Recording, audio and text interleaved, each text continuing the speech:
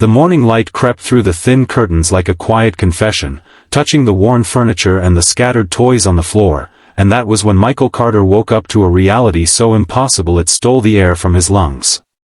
His heart slammed against his ribs as his eyes focused, not on the peeling paint of his small apartment ceiling, but on the unfamiliar presence beside him.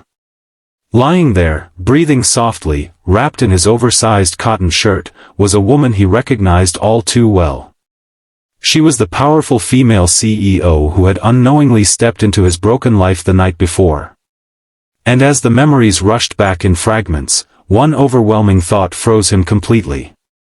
How did his life, built on survival and quiet sacrifice, collide so violently with hers? If you believe in kindness, second chances, and the quiet moments that change lives forever, take a second right now to like this video, leave a comment, share it with someone who needs hope, and subscribe to the channel. Stories like this remind us that even the most unexpected encounters can heal what we thought was beyond repair. Michael had not always been exhausted in this way. There was a time when mornings meant promise, not panic. Years earlier, he had been a skilled mechanic in Ohio, proud of his hands stained with honest work, proud of providing for his family. But life had unraveled after a sudden illness took his wife, Hannah, leaving him alone with their 6-year-old son, Noah. Grief did not come gently. It came like a storm that never fully passed. Bills stacked higher than hope, and Michael made choices not for dreams, but for survival. He worked nights, took odd jobs, skipped meals so Noah would never notice the lack. His apartment became small not just in size, but in possibility. The night before had started like any other, with exhaustion pressing into his bones. Michael had stopped at a nearly empty bar after finishing a late delivery job, his shoulders slumped, his mind numb. He was not looking for company or comfort, just a moment of silence. That was when he noticed her sitting alone at the far end, her posture rigid, eyes distant, expensive suit jacket folded neatly beside her. Her name, he would later learn, was Victoria Hale, the CEO of a fast-growing tech company headquartered in Chicago. That night, though, she was simply another soul trying to outrun something invisible. Life had forced them together through nothing more than timing and shared loneliness. Michael listened more than he spoke, something grief had taught him well. He offered no advice, no pity. And somehow, that made her stay. When the storm outside grew violent and the bar closed early, Michael offered the only thing he had left to give, a safe place to wait it out. His apartment was humble, but it was warm. And exhaustion, mixed with emotional walls worn thin, blurred boundaries neither of them planned to cross. Now, in the pale light of morning, Michael sat upright, his hands trembling. He felt shame rush through him first, followed by fear.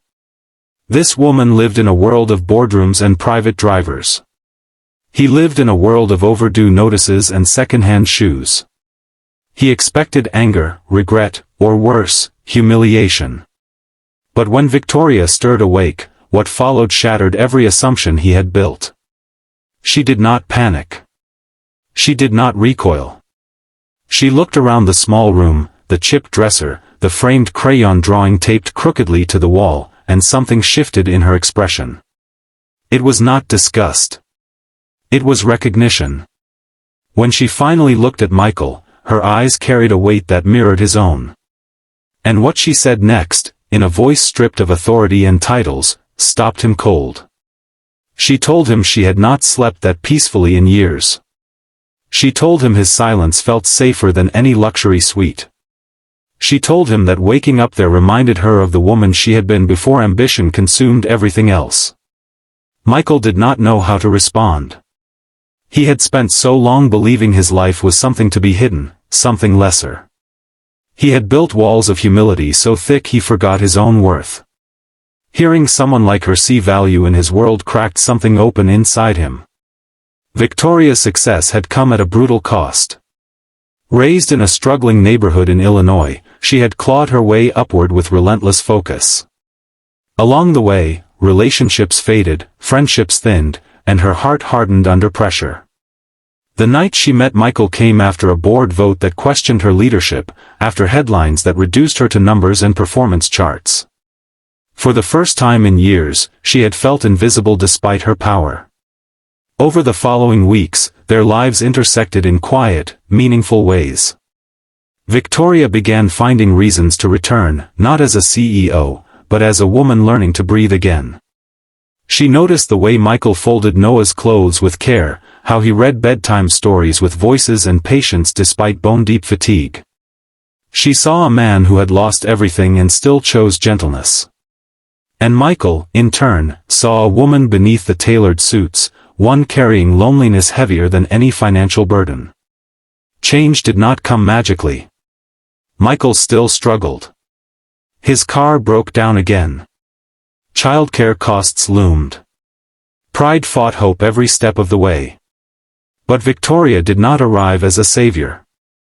She arrived as a supporter. She listened. She encouraged. She connected him with opportunities without pity. And slowly, Michael allowed himself to believe that his past did not define his ceiling. One evening, Michael stood outside a newly renovated auto shop, keys shaking in his hand. With help and mentorship, he had reopened his career, not as a laborer scraping by, but as an owner. Noah ran circles around the parking lot, laughter echoing like a promise kept. And for the first time since Hannah's passing, Michael felt forward momentum instead of survival mode. Victoria watched from a distance, pride softening her features. She had stepped back from constant control, learning balance, rediscovering purpose beyond profits. In helping Michael find his footing, she found her own humanity again. Life did not become perfect.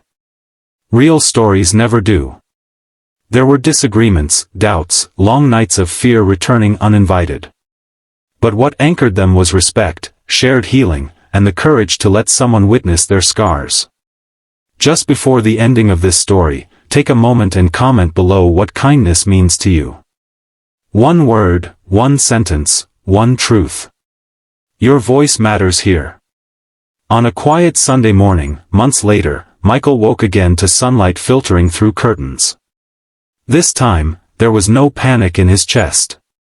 Victoria lay beside him, still wearing his shirt, but now it felt like a symbol, not a shock. A symbol of two worlds colliding not by accident, but by grace. Michael understood then that love did not arrive wrapped in perfection. It arrived disguised as understanding, as patience, as someone seeing you fully and choosing to stay. If this story touched your heart, if it reminded you that broken beginnings can still lead to beautiful futures, please like, share, and engage with this video. Your support helps these stories reach others who may need hope today.